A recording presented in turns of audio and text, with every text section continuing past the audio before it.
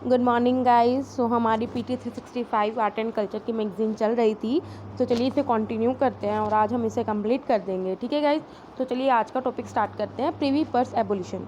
इस ईयर क्या हो गया, 50 ईयर्स के मतलब मार्क हो गए हैं तब हमने प्रिवी पर्स एबोलिट किया था। अब क्या हुआ था, दिसंबर 1971 में 26 अमेंडमेंट के साथ जो इंदिरा गांधी हैं उन्होंने एबॉलिश कर दिया था जो भी प्रिवी पर्स था। अभी प्रिवी पर्स क्या था, जो कि इंडिया की प्रिंसली स्टेट्स थी ना, उनके जो प्रिंसेस होते थे रिटायर्ड, उनके महाराजाज नवाब, वो क्या करते थे, कुछ प्रिविलेजेस इंजॉय करते थे। ठीक है, जब से वो हमारे साथ इंटीग्रेट हुए थे आफ्टर द इंडिपेंडेंस, तो वो कुछ प्रिविलेजेस इंजॉय करते थे। तो इन्हीं प्रिविलेजेस को क्या किया था, इंदिरा गांधी ने टर्मिनेट कर दिया था। अभी प्रिवी पर्स के अंडर क्या होता था, कुछ पेमेंट होती थी, कुछ रकम होती थी जो क्या जो प्रिंसली स्टेट्स के जो रूलिंग फैमिलीज थी उन्हें क्या मिलती थी, हम पेमेंट देते थे। वो एक तरह का एग्रीमेंट का पार्ट था जो कि हमने प्रिंसली स्टेट्स के साथ किया था कि पहले आप इंडिया के साथ इंटीग्रेट हो जाओ 1947 में, और जब उसके बाद फिर उनको क्या कर दिया था, हमने 1949 में अपनी स्टेट्स के साथ मर्ज कर दिया था।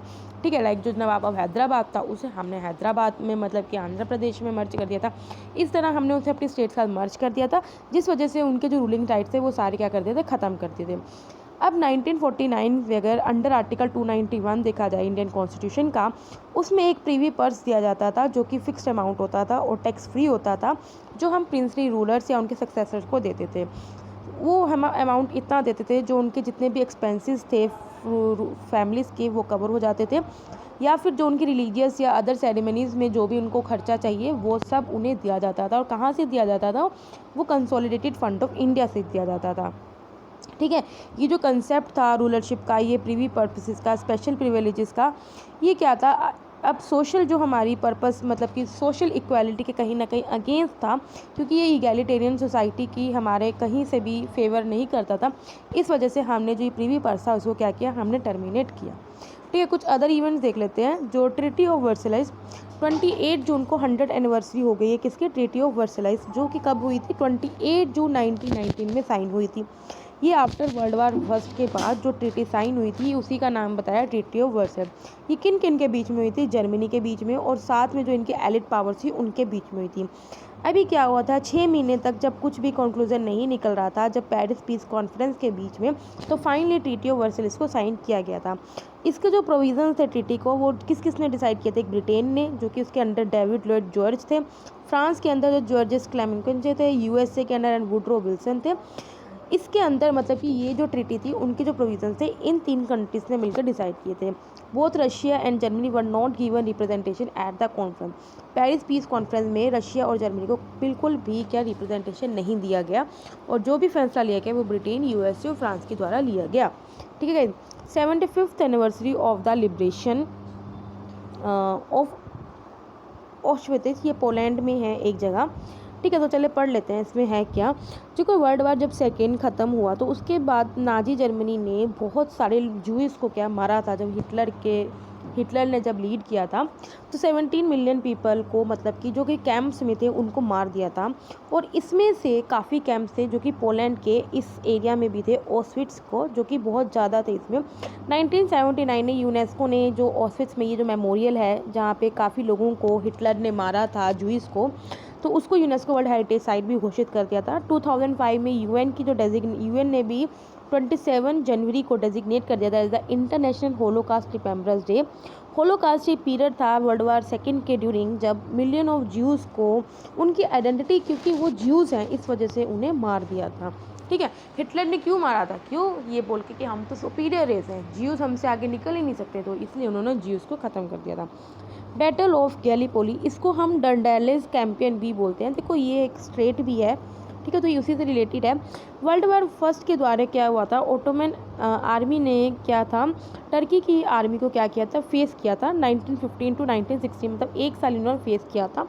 इनका क्या एम था, इनका यही एम था कि जो सी रूट जाता है यूरोप से रशिया के थ्रू, जो सी रूट जाता है उस पर हम अपना कंट्रोल बना सके। कहाँ पे मेनली देखो, ये डार्डानेल्स एक स्ट्रेट है, मैंने आपको बताया था, जो कनेक्ट करता है सी ऑफ मरमरा को एजेंट सी से और मेडिटेरियन सी से। ठीक है गाइज, ये अगर मैं मैप होता ना मैं आपको उसमें दिखा देती।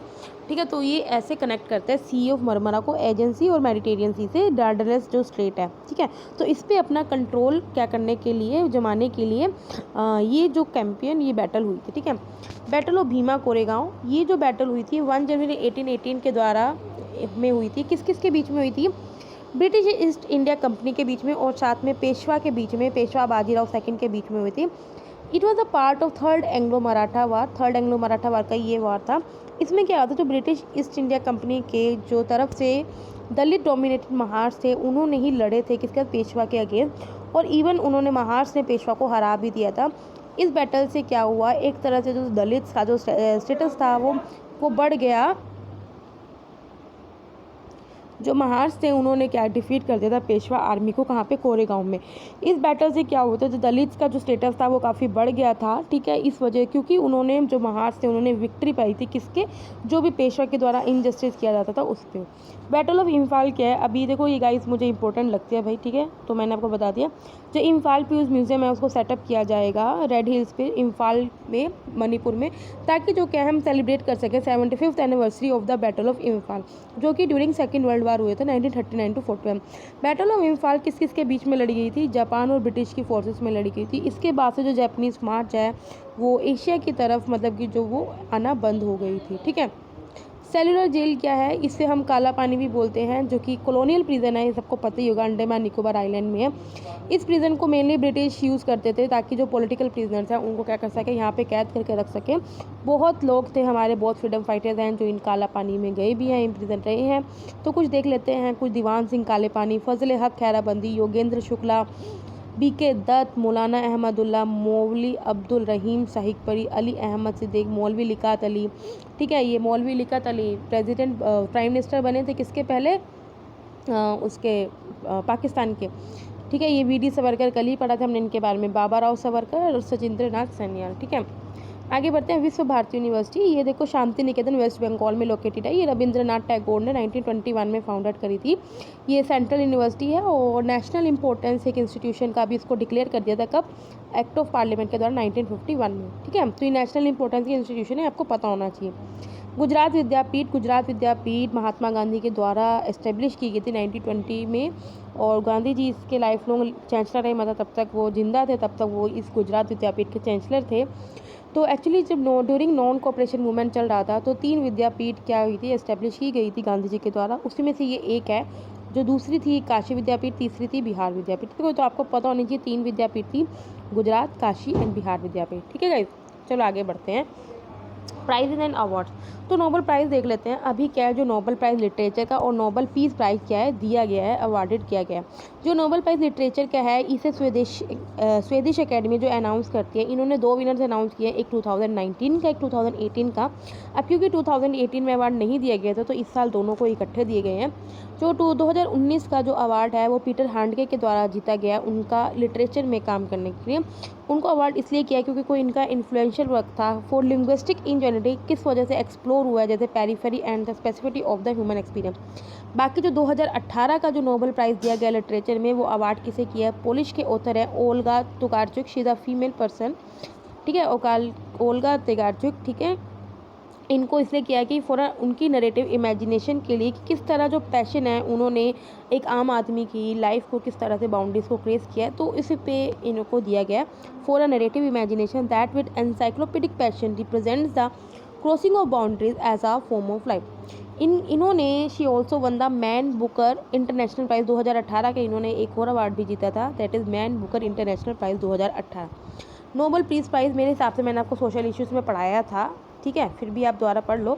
नोबेल पीस प्राइज़ हमने अवार्ड किया जो इथोपिया के प्राइम मिनिस्टर हैं अबी अहमद अली, उन्हें दिया गया है क्योंकि उन्होंने एफर्ट्स ऐसे किए हैं, जो उनकी नेबरिंग कंट्री है एरिट्रिया, उनके साथ इन्होंने क्या किया, अपने जो बॉर्डर कन्फ्लिक्ट हैं उन्हें रिजॉल्व किया है, और उनके साथ जो पीस और इंटरनेशनल कोऑपरेशन है उन्हें क्या किया, प्रमोट किया। ठीक है, इथोपिया को दिया है, उनके प्राइम मिनिस्टर को दिया है, क्योंकि उनके एफर्ट्स के लिए जो उन्होंने अपनी नेबरिंग कंट्री एरिट्रिया के साथ क्या किया, पीस मेंटेन करके रखी है। अब उन्होंने कॉन्फ्लिक्ट को रिजोल्यूशन किस तरह से किया, जो इथोपिया और एरिट्रिया हैं वो लॉन्ग टाइम से क्या है, उनके बीच में कॉन्फ्लिक्ट चल रहे हैं, और फाइनली इन्होंने रिलेशंस को रिस्टोर किया जुलाई 2018 में। ठीक है, अभी अहमद अली ने एक जॉइंट डिक्लेरेशन ऑफ जो पीस एंड फ्रेंडशिप को साइन किया, किसके साथ, एरिट्री के प्रेसिडेंट के साथ। इन्होंने अनाउंस किया कि हम अब ट्रेड जो है, डिप्लोमेटिक रिलेशन है, ट्रैवल टाइज है, दोनों कंट्रीज़ में क्या करेंगे, रिज्यूम करेंगे, और एक new era of peace and friendship क्या करेंगे, स्टार्ट करेंगे in the war blooded horn of Africa में। ठीक है, जो सेकंड एग्रीमेंट एक साइन हो चुका है दो कंट्रीज़ में, ऐसी जिदा साउथ अरेबिया में भी। ठीक है, तो आगे पढ़ते हैं अवार्ड्स बाय संगीत नाटक अकेडमी। अभी जो संगीत नाटक अकेडमी है उसने मल्टीपल अवार्ड्स अनाउंस किए हैं। जो का संगीत नाटक अकेडमी के बारे में आपको पता होना चाहिए, इंपॉर्टेंट बन जाता है। ठीक है, आर्ट एंड कल्चर में से आपके पास क्वेश्चन आ सकता है। तो जो संगीत नाटक अकेडमी है ये पहली नेशनल अकेडमी है किसकी, आर्ट्स की, जो कि गवर्नमेंट ऑफ इंडिया के द्वारा एस्टेब्लिश की गई थी 1952 में। ये registered as a society under the societies registration act 1986। ये एपेक्स बॉडी है परफॉर्मिंग आर्ट्स में कंट्री में। ये क्या करती है, प्रिजर्व करती है, प्रमोट करती है हमारा जो इंटेंगिबल हेरिटेज है इंडिया का, जैसे म्यूज़िक, डांस, ड्रामा, इन्हें क्या करती है, प्रिजर्व करती है और प्रमोट करती है। इस अकेडमी ने कोलैबोरेट भी किया गया है यूनेस्को के द्वारा, ताकि जिस तरह से ये इंडिया का जो कल्चर हेरिटेज है उसे सेव कर सके। 3 तरह के अवार्ड संगीत नाटक अकेडमी देती है, एक फेलोशिप ऑफ अकादमी, एक संगीत नाटक अकादमी अवार्ड, एक उस्ताद बिस्मिल्लाह खान युवा पुरस्कार। जो फेलोशिप ऑफ अकादमी है ये बहुत प्रेस्टीजियस अवार्ड है और रेयर ऑनर है। एक टाइम पे 40 लोगों तक ही रिस्ट्रिक्टेड है। ये किया जाता है जाकिर हुसैन जो तबला के लिए दिया गया है, सोनल मसिंग उनको भारतनाट्यम और ओडिसी डांस के लिए किया है, जतिन गोस्वामी को सत्रिया डांस जो कि असम का है शंकरा देवा के द्वारा डिस्कवर किया गया था, तो आपको पता होना चाहिए कि काला सुंदरम पिलाई भारतनाट्यम के लिए दिया गया है। जो संगीत नाटक अकेडमी अवार्ड है इनको 44 आर्टिस्ट को दिया है from the field of music, dance, theatre, traditional arts. ठीक है, जो उस्ताद बिस्मिल्लाह खान युवा पुरस्कार है ये उन आर्टिस्ट को दिया गया है जो क्या कर रहे हैं, इंडिया के जो यंग टैलेंट्स हैं उन्हें एनकरेज करें, उन्हें आइडेंटिफाई करें इन डाइवर्स फील्ड, अलग अलग फील्ड्स में, परफॉर्मिंग आर्ट्स में। ये उन लोगों को दिया जाता है क्योंकि हमने इसमें यंग टैलेंट को क्या करना, रिकोगनाइज़ करा, तो सिर्फ जिन लोगों की उम्र 40 साल तक है ये उन्हीं लोगों को दिया जाता है। ठीक है, आगे बढ़ते हैं। Portugal sets up Gandhi prize. अभी जो पोर्टुगल्स के प्राइम मिनिस्टर हैं एंटोनियो कोस्टा, उन्होंने रिसेंटली अनाउंस किया कि वो गांधी सिटीजनशिप एजुकेशन प्राइज क्या करेंगे, सेटअप करेंगे। ठीक है, ये अनाउंसमेंट उन्होंने कब करी, जब क्या सेकंड मीटिंग चल रही थी किसकी, National Committee for the commemoration Mahatma Gandhi 150th birth anniversary. Commemoration का मतलब होता है सेलिब्रेशन। ठीक है, क्योंकि अभी महात्मा गांधी की डेट 150th बर्थ एनिवर्सरी थी 2019 में, तो उसको सेलिब्रेट करने के लिए ये सेकंड मीटिंग हुई थी। तो वहीं पे जो उनके प्राइम मिनिस्टर हैं उन्होंने क्या किया, इसको अनाउंस किया, पोर्टुगीज़ के प्राइम मिनिस्टर ने। ये जो प्राइज़ किस लिए इंस्पायर है, गांधी के थॉट्स, उनके क्वेट से काफ़ी इंस्पायर है। ये हर साल दिया जाएगा। पहला जो एडिशन इस प्राइज़ को दिया जाएगा वो एनिमल वेलफेयर को डेडिकेट किया जाएगा। सिर्फ जो प्राइम मिनिस्टर ऑफ पोर्टुगल है ये ओनली फॉरेन प्राइम मिनिस्टर हैं जो इस कमेटी के क्या है, मेंबर हैं। ठीक है, और जो नेशनल कमेटी जो कंस्टिट्यूट की है हमने 150th बर्थ एनिवर्सरी सेलिब्रेट करने के लिए, क्या नेशनल और इंटरनेशनल है वो दोनों पे कॉन्स्टिट्यूट की गई है। इस कमेटी को चेयर किया जा रहा है प्रेसिडेंट और वाइस प्रेसिडेंट के द्वारा। प्राइम मिनिस्टर हैं इसमें CM of all the states represented from across the political spectrum, Gandhians, thinkers and eminent person from all walks of life, ये सब इन कमेटी के अंदर हैं। इस कमेटी में 2 फॉर्मर सेक्रेटरी जनरल भी हैं यूएन के, 2 सेक्रेटरी जनरल है यूएन के, एक का नाम है कोफी अनन, एक का नाम है बान की मून। ठीक है, जो इसके मेंबर हैं। आगे बढ़ते हैं साहित्य अकादमी अवार्ड। रिसेंटली क्या है, साहित्य अकादमी ने अनाउंस किए हैं उनके एनुअल साहित्य अकादमी अवार्ड 23 लैंग्वेजेस में। कि जो साहित्य अकादमी अवार्ड है वो मेनली वैसे 24 लैंग्वेजेस में अवार्ड देती है, लेकिन फ़िलहाल इन्होंने जो अनाउंस किया है वो 23 लैंग्वेज में दिए हैं। जो अवार्ड को नेपाली है वो बाद में डिक्लेयर किया जाएगा। ठीक है, देखो इसमें जो मेनली जो लैंग्वेजेस वो देते हैं, जो 8th शेड्यूल में 22 लैंग्वेजेस उसमें तो देते ही देते हैं, साथ में 2 एडिशनल होती है, एक इंग्लिश एक राजस्थानी। इस तरह ही 24 लैंग्वेज में ये साहित्य अकादमी क्या करती है, अवार्ड करती है। जो साहित्य अकादमी अवार्ड है वो सिर्फ और सिर्फ इंडियन सिटीजन्स को ही दिया जाता है। उनकी most outstanding books of literacy जो पब्लिश हुई है इंडिया में पिछले 5 सालों में in any of the major Indian languages, कोई भी जो इंडियन लैंग्वेजेस है जो 24 लैंग्वेजेस है उसमें। ठीक है, बिसाइड्स द 22 लैंग्वेज जो कि हमारे कॉन्स्टिट्यूशन ऑफ इंडिया में है 8th शेड्यूल में, साहित्य अकादमी इंग्लिश और राजस्थानी लैंग्वेज को में भी अवार्ड देती है। ये मैं ऑलरेडी आपको बता चुकी हूँ। विनर्स को क्या दिया जाता है, कॉपर का प्लैग दिया जाता है, शॉल दी जाती है और 1 लाख की रकम दी जाती है। जो साहित्य अकादमी अवार्ड है सेकंड हाईएस्ट लिटरेसी ऑनर है after the Jnanpith award. Government of India के द्वारा ही दिया जाता है जनपित अवार्ड भी और साहित्य अकादमी अवार्ड भी, लेकिन ये सेकंड हाईएस्ट लिटरेसी है आफ्टर द जनपित अवार्ड। 1956 में अमृता प्रीतम जो पहली वुमेन थी जिन्होंने साहित्य अकादमी अवार्ड को जीता था उसकी लॉन्ग पोएम के लिए सोनेहेदा, दैट इज़ द मैसेज। इसका मतलब होता है मैसेजेस। अब देखो साहित्य अकेडमी के बारे में आपको पता होना चाहिए, ये यहीं पे इम्पोर्टेंट बन जाता है। ये सेंट्रल इंस्टीट्यूशन है ताकि आप लिटरेरी डायलॉग को पब्लिकेशन या प्रमोशन कर सको कंट्री में। ये ओनली इंस्टीट्यूशन है जो लिटरेरी एक्टिविटी को 24 इंडियन लैंग्वेजेस में क्या करता है मतलब कि रिकॉग्नाइज करता है इंक्लूडिंग इंग्लिश। ये गवर्नमेंट ऑफ इंडिया के द्वारा सेटअप किया गया था 1954 में, लेकिन ये ऑटोनॉमसली फंक्शन करता है, मतलब कि इसके मतलब कि अपने डिसीजन खुद ले सकता है, किसी पे बाउंड नहीं है। ये एज अ सोसाइटी रजिस्टर है अंडर सोसाइटी रजिस्ट्रेशन एक्ट 1860। ये it also undertakes literary exchange program with various countries, और डिफरेंट कंट्री के साथ भी कुछ लिटरेरी एक्सचेंज प्रोग्राम्स को क्या करता है, लेता है, ताकि हम इंडियन लिटरेचर को प्रमोट कर सकें। ठीक है, मतलब कि बियॉन्ड द इंडिया हमें इंडिया की लिटरेचर है उसे प्रमोट करना है। पद्मा अवार्ड देख लेते हैं, इंपॉर्टेंट हो जाता है। पद्मा अवार्ड्स को हर साल हम अनाउंस करते हैं रिपब्लिक डे के ओकेज़न पे। पद्मा अवार्ड देख लेते हैं क्या है। Padma award highest civilian awards है जो कंट्री का, और ये 3 कैटेगरीज में हम मेनली दिए जाते हैं, पद्म विभूषण, पद्म भूषण, पद्मश्री। पद्म विभूषण हम मेनली एक्सेप्शनल या डिस्टिंग्विश सर्विस में देते हैं, पद्म भूषण हम हाई ऑर्डर की सर्विस में देते हैं, और पद्मश्री हम किसी भी फील्ड की डिस्टिंग्विश सर्विस में देते हैं। जो अवार्ड जो इंस्टीट्यूट हुआ था वो 1954 में दिया था, ताकि हम हर फील्ड की एक्टिविटीज़ को हम क्या कर सकें, उन्हें रिकॉग्निशन दे सकें जहाँ पे भी पब्लिक सर्विस इन्वॉल्व है। ये एक्टिविटीज़ हम मेनली किस में दिए जाते हैं, आर्ट में, social work, public affair, science and engineering, trade, industry, medicine, literature, education, sports, civil etcetera. मतलब जो भी एक्टिविटीज़ है जहाँ पे मैं पब्लिक का वेलफेयर हो रहा है, पब्लिक की सर्विस हो रही है, उसमें हम पद्मा अवार्ड देते हैं। ये जो पद्मा अवार्ड देते हैं वो किसी रिकमेंडेशन पे देते हैं। पहले एक पद्मा अवार्ड कमेटी होती है, वो रिकमेंड करती है, वो बता देती है। पद्मा अवार्ड कमेटी को कॉन्स्टिट्यूट करते हैं हमारे प्राइम मिनिस्टर करते हैं, ठीक है, एवरी ईयर, और उसको हेड कौन करते हैं, कैबिनेट सेक्रेटरी करते हैं। जो नॉमिनेशन प्रोसेस है वो पब्लिक के लिए भी ओपन है, मतलब हम जनता का नाम भी उसमें आ सकता है, लेकिन अगर हमने ऐसा कोई अच्छा काम किया हो, सेल्फ नॉमिनेशन भी आप दे सकते हो। ठीक है, जो भी पर्सन है, कोई भी रेस का हो, कोई ऑक्यूपेशन का, पोजीशन, सेक्स कोई भी हो, वो एलिजिबल है इस अवार्ड के लिए। लेकिन जो गवर्नमेंट सर्वेंट्स हैं, जो PSUs में काम करते हैं, एक्सेप्ट डॉक्टर्स एंड साइंटिस्ट, वो इसमें एलिजिबल नहीं हैं। ठीक है, पद्मा अवार्ड लेने में जो टोटल नंबर ऑफ अवार्ड्स हैं जो हम एक साल में देते हैं वो 120 से ज़्यादा नहीं होने चाहिए। ठीक है, अभी हमने एक्सक्लूडिंग करे हैं इसमें NRI, फॉरनर्स वगैरह और OCI। ये अवार्ड में मतलब कि हम कोई रकम नहीं देते, कोई पैसे नहीं देते, और ना ही इस अवार्ड को हम सफिक्स या प्रीफिक्स की तरह यूज़ कर सकते हैं। जैसे आर्टिकल 18 में यही हुआ था कि एबोलिशन ऑफ टाइटल्स, आप कोई टाइटल अपने नाम के आगे नहीं यूज़ कर सकते, तो यही है। इस अवार्ड को हर साल रिपब्लिक डे पे क्या किया जाता है, अनाउंस किया जाता है। इस अवार्ड में मेनली आप सर्टिफिकेट दिया जाता है जो कि प्रेसिडेंट के द्वारा साइन किया जाता है, और एक मेडल दिया जाता है, और इसमें कोई भी कैश प्राइज़ नहीं होता। ठीक है गाइस, चलो आगे बढ़ते हैं। जनपित अवार्ड, अभी जो रिसेंटली ऑथर हैं अमिताभ घोष हैं, उनको 54 जनपित अवार्ड दिया गया है क्योंकि उनकी आउटस्टैंडिंग जो कंट्रीब्यूशन उन्होंने दिया है इंडियन लिटरेचर इन इंग्लिश में। ठीक है, जो इन्हें क्या बोलते हैं, अमिताभ घोष को इन्हें उनके और कामों के लिए भी जाना जाता है, जैसे shadow line, the glass place, the hungry tide, the ibis trilogy, sea of poppies, river of snake and flood of fire. इनके डिफरेंट वर्क के लिए इनको पहचाना जाता है। जो जनपित अवार्ड होता है वो एनुअली दिया जाता है, किसके द्वारा, भारतीय जनपित के द्वारा, उन ऑथर को जिन्होंने लिटरेचर में कुछ अपना आउटस्टैंडिंग कंट्रीब्यूशन दिया है। इस अवार्ड को 1961 में इंस्टीट्यूट दिया जाता था, और सिर्फ इंडियन सिटीजन्स को ही दिया जाता है जिन्होंने इंडियन लैंग्वेज में काम किया हो। स्पेशली एक तो 22 लैंग्वेज जो हमारे 8th कॉन्स्टिट्यूशन में वो तो है ही, साथ में एक इंग्लिश, मतलब कि ये भी 23 लैंग्वेज में जिन्होंने लिटरेचर में काम किया है उनको देता है। लेकिन जो इंग्लिश है वो बाद में ऐड हुई थी। 49 जनपित अवार्ड के बाद हमने इंग्लिश में भी देना इसे स्टार्ट किया।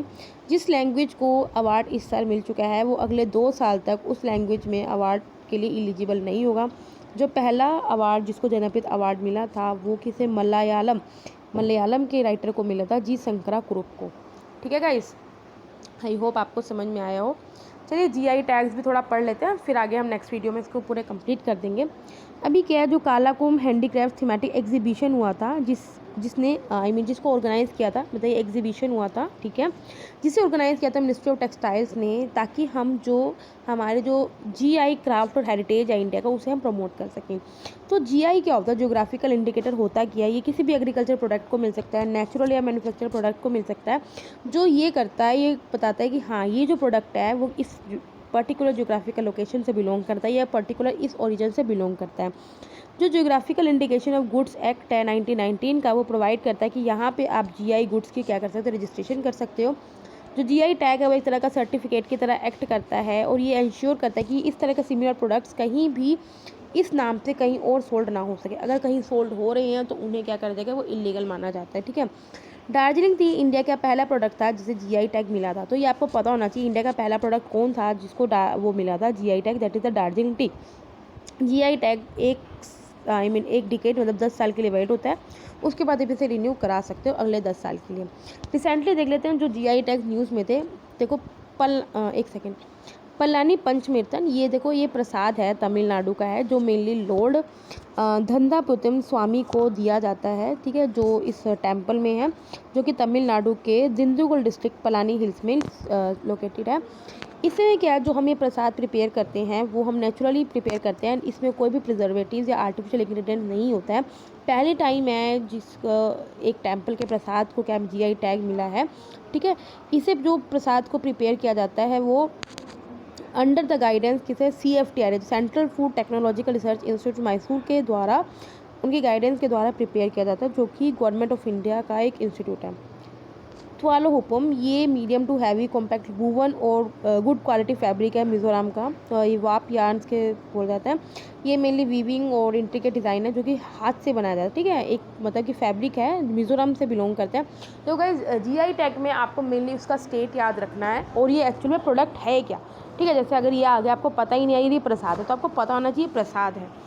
दूसरा ये जो है त्वाल हुपाम, ये आपको पता होना चाहिए कि फैब्रिक है, ठीक है, जिसे हाथ से बुना जाता है, मिज़ोरम से बिलोंग करता है। मिजो पंचा ये क्या है? कलरफुल मिजो शॉल है जो कि मिज़ोरम से बिलोंग करती है। ये बहुत इंपॉर्टेंट मैरिज आउटफिट है जो स्टेट में पहना जाता है, या फिर जो फेस्टिवल्स हैं उस डांसेस में, यहाँ पे वो डांसेस या जो सेरेमनीज परफॉर्म होती है तो वहाँ पे ये लोग स्पेशली पहनते हैं।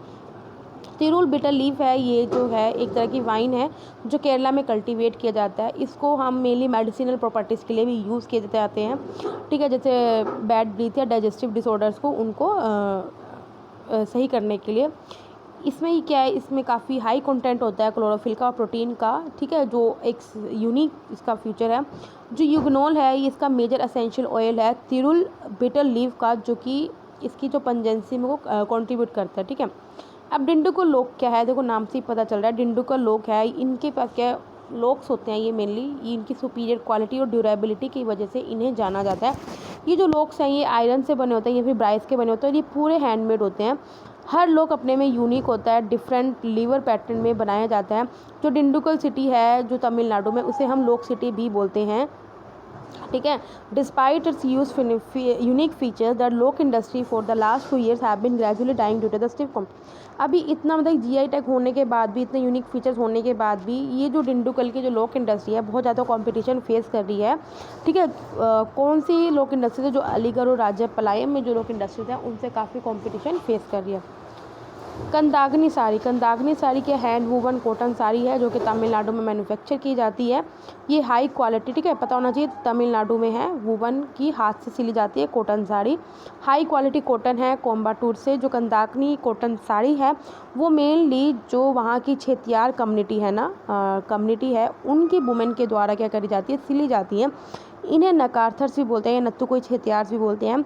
जो इस साड़ी की मेन करेक्टरिस्टिक है वो उनके ब्राइट कलर्स हैं जो बहुत मतलब कि अच्छे लगते हैं।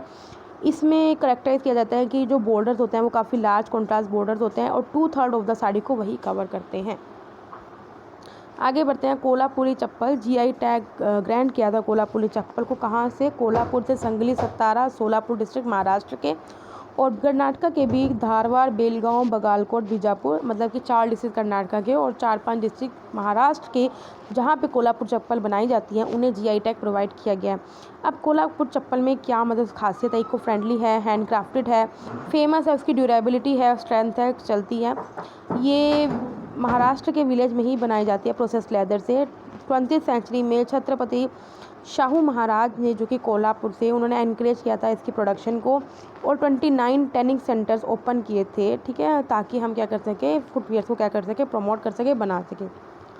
इद्दू मिश्मी टेक्सटाइल्स, ये टेक्सटाइल्स है, ये कौन बनाता है, इद्दू मिश्मी, जो कि ट्राइब है कहाँ की, अरुणाचल प्रदेश की। इन्हें प्राइस किया इनके प्रोसेसिंग के द्वारा, ट्रेडिशनल मोटिव्स के द्वारा। यूजली ये वुमेन हैं जो वो वहाँ पे सिलती हैं और अपनी फैमिली इनकम में क्या करते हैं, कंट्रीब्यूट करती हैं, ठीक है।